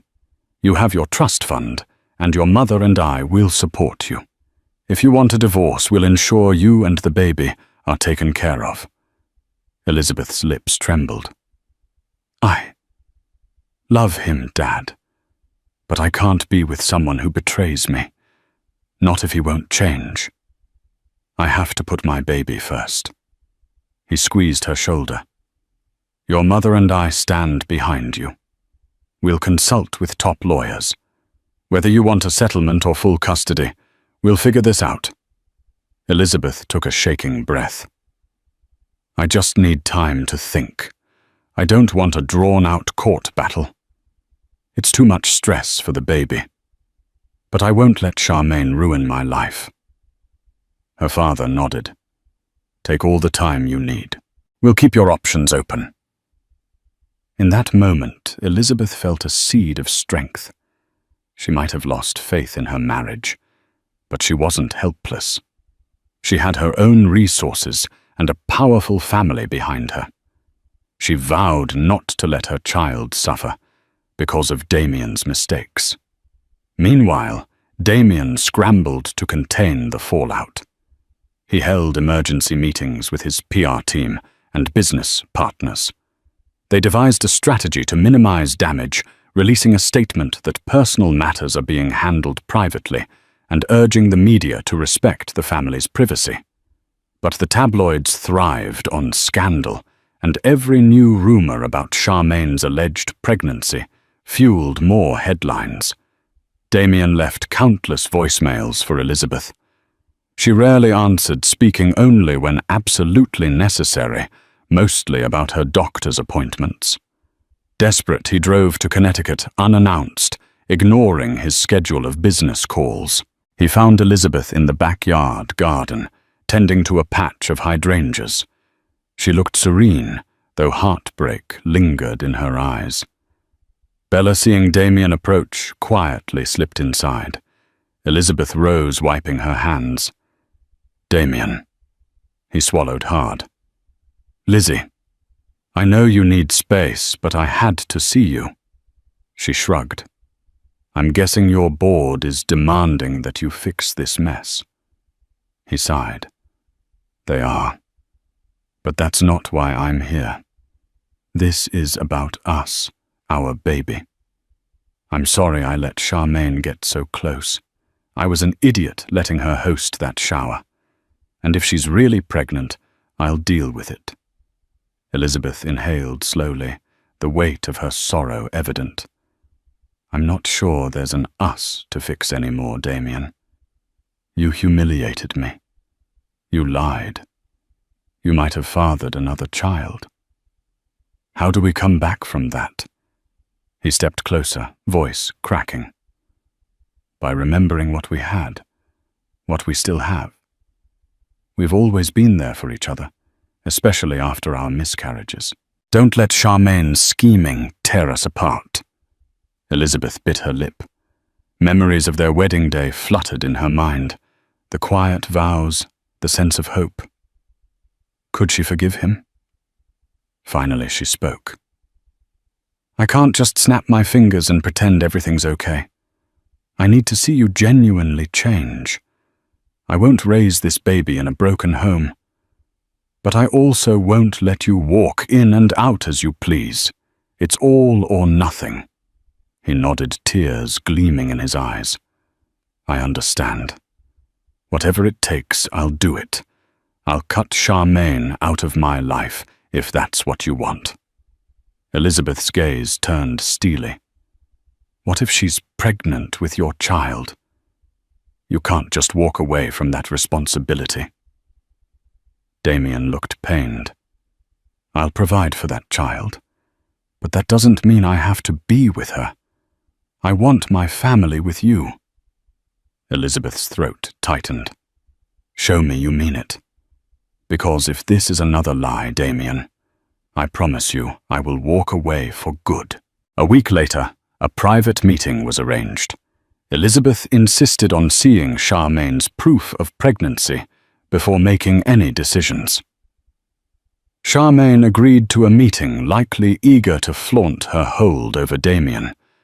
They chose a neutral location, Gerald Anderson's stately townhouse in the Upper East Side, away from prying paparazzi cameras. Elizabeth brought Bella and her father. Damien arrived with 2 of his lawyers. Charmaine came with a small entourage, including a self-proclaimed celebrity attorney known for high-profile cases. Tension was thick. Jonathan Redwood set the tone. We're here to determine if Ms. Delgado is truly carrying Damien's child. If so, we'll discuss necessary arrangements and responsibilities. If not, we'll consider legal action for defamation and emotional distress. Charmaine, wearing a fitted designer dress that showed only a slight curvature at her stomach, crossed her legs confidently. How dare you threaten me? I have every right to be here to claim what's mine. One of Damien's lawyers interjected. We have a doctor on standby to conduct the appropriate blood tests and ultrasound. You agreed to this, Ms. Delgado. Charmaine hesitated. I want my own doctor. Someone I trust. Jonathan Redwood shook his head. We'll have an impartial physician, one neither side can manipulate. If you refuse, we'll assume you're lying. Charmaine's eyes flicked to Damien. You'd do this to me. Doubt my word. He sighed. You've given me every reason to doubt you, Charmaine.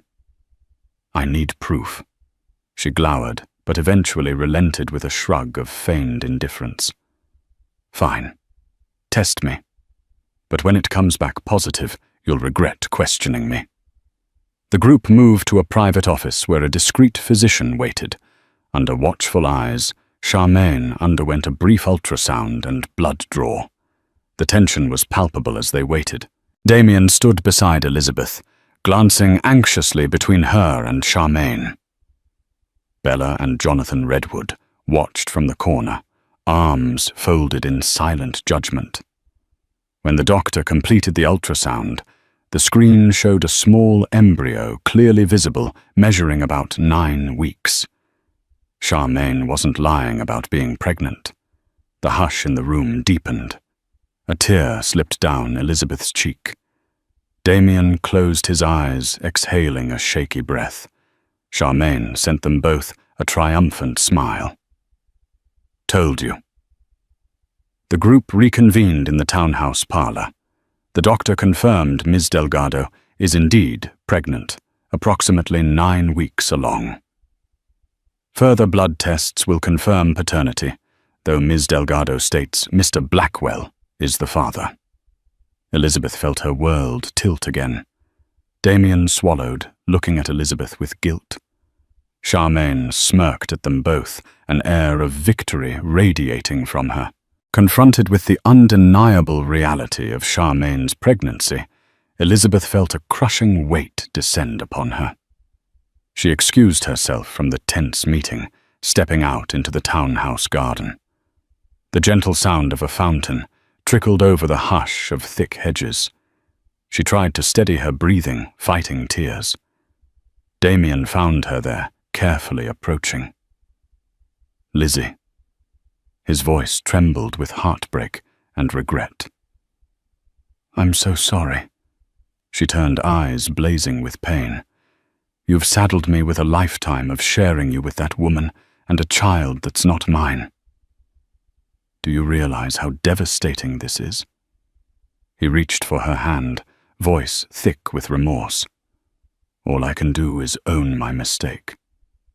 I don't want to lose you. Let me prove to you that I can be the husband and father you deserve." Elizabeth's tears flowed freely. The child in her womb kicked as though sensing her distress. "I don't want my baby to grow up in a broken home, but I refuse to be in a marriage with 3 people. He squeezed her hand gently. "I'll handle everything with Charmaine.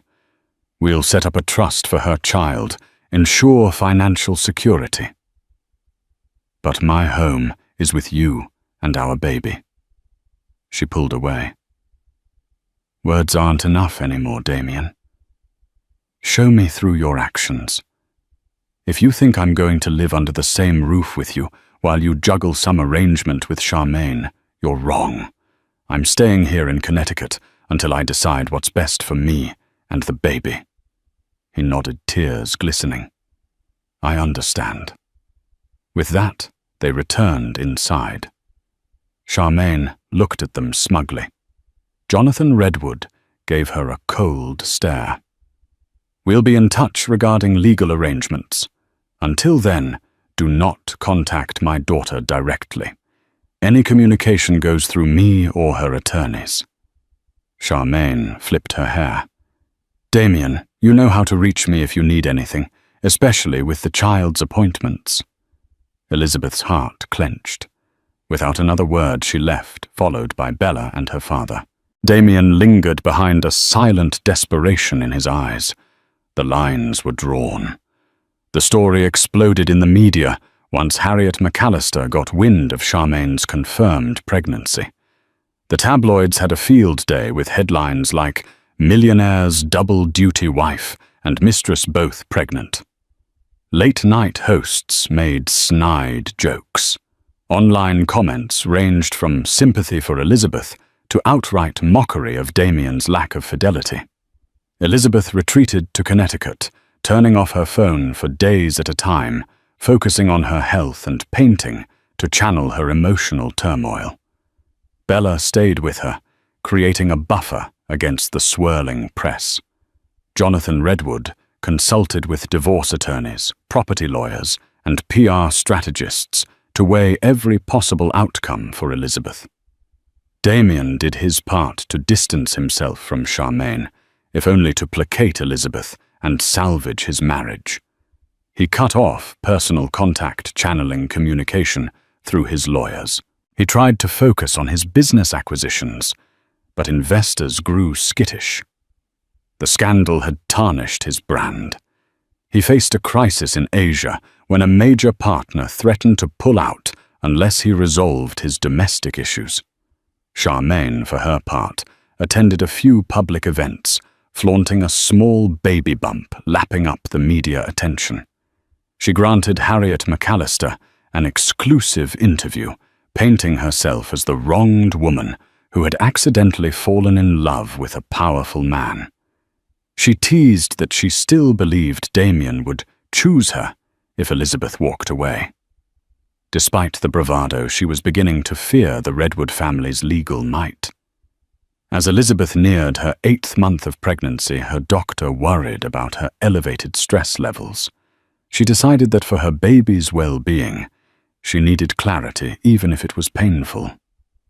She summoned Damien to Connecticut for a final decision. They sat in the sunroom, where the afternoon light filtered through tall windows. Elizabeth wore a simple linen dress, her large belly a testament to how close she was to giving birth. Damien, looking weary and older than his years, sat across from her. Bella remained nearby, silently supportive. Elizabeth spoke first, her voice calm but resolute. "I've had time to think. My father is willing to help me file for divorce the moment I decide it's over. But I don't want to make a choice I'll regret just because I'm angry." Damien listened intently, clasping his hands. She continued, "I love you. I want our child to have both parents. But I won't be humiliated or lied to. If I stay, I need to know Charmaine is out of our life in every possible way, except for the child you'll need to support. That's unavoidable, but I will not have her at family events in our homes or near me." Damien's eyes brimmed with tears. "I swear, Lizzie, I'll do whatever it takes. I want to raise our child together, and I'll protect you from her. I made a mistake, a catastrophic one, but I refuse to lose you because of it." She inhaled shakily. "Charmaine won't go quietly. You've seen how she craves attention. She's going to hold this child over your head, and she might stir up more drama. If it becomes too toxic, I'm gone." He nodded. "I understand. I'll sign any post-nuptial agreement you want. We can set up a legal framework for Charmaine's baby. Child support visitation. Everything will go through attorneys. No personal involvement." Elizabeth's voice trembled. "I'm giving you one last chance, Damien. Don't betray me again, because I won't survive another heartbreak." He moved to kneel in front of her, gently placing his hand on her belly. "Thank you," he whispered, "for giving me a chance to be a better man for our baby." She placed her hand over his tears, spilling. "Don't waste it." A month later, Elizabeth's contractions began late at night. Bella drove her to the hospital, and Damien rushed from the city the moment he got the call, in the sterile glare of the maternity ward. Elizabeth labored through hours of pain, her screams echoing in the corridor.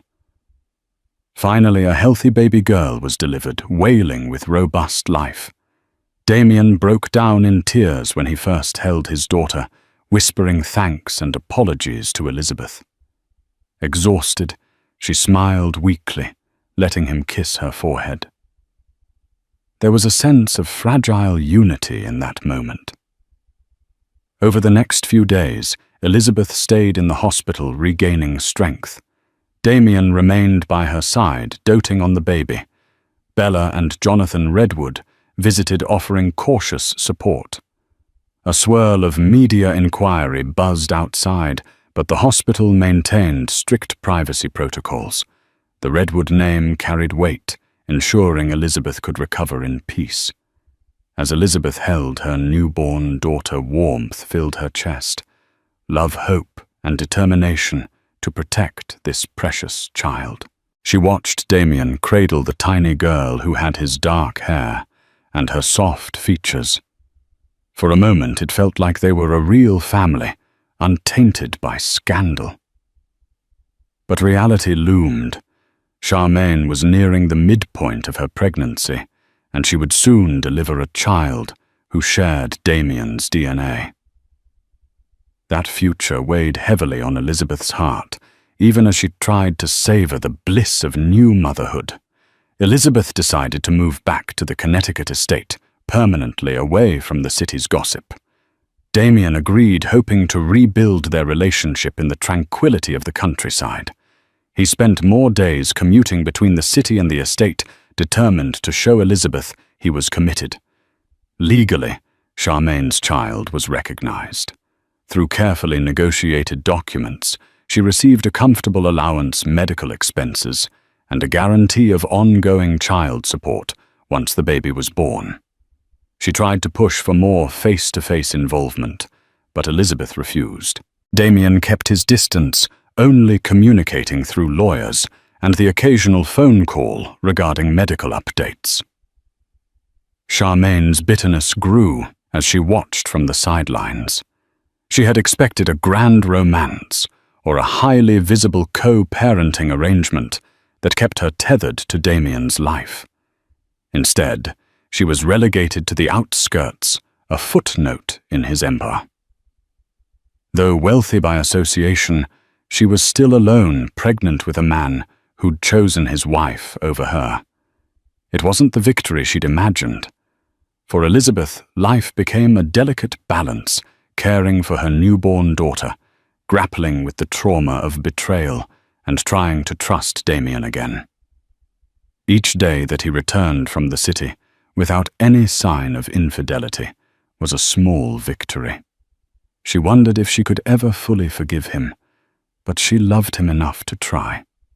Months passed, and the scandal gradually faded from public view, replaced by fresher celebrity gossip. Elizabeth and Damien shared quieter days at the Connecticut estate, cherishing the baby girl who had brought them a renewed sense of purpose. Charmaine eventually gave birth to a healthy boy, then drifted into a more private life when headlines ceased to favor her story. Still, the memory of that explosive baby shower lingered like a cautionary tale. In their elegant living room late at night, Elizabeth sometimes caught Damien gazing at her with a mixture of regret and gratitude. Their marriage was far from perfect, and trust was a fragile plant that needed constant nurturing. But they had chosen to move forward together. And that's the story of the millionaire who let his mistress host the baby shower, only for his pregnant wife to show up with their marriage license. Love betrayal and a chance at redemption if they can hold on. Thank you for joining us on this roller coaster ride of secret affairs, surprise pregnancies, and unexpected confrontations. If you were as captivated by this tale of love betrayal and redemption as we were, please hit the like button and let us know your thoughts in the comments below. Share this video with your friends who crave juicy drama and unforgettable twists. And don't forget to subscribe to our channel, because we'll be bringing you even more riveting stories that shine a light on the hidden scandals lurking beneath the glittering surface of high society.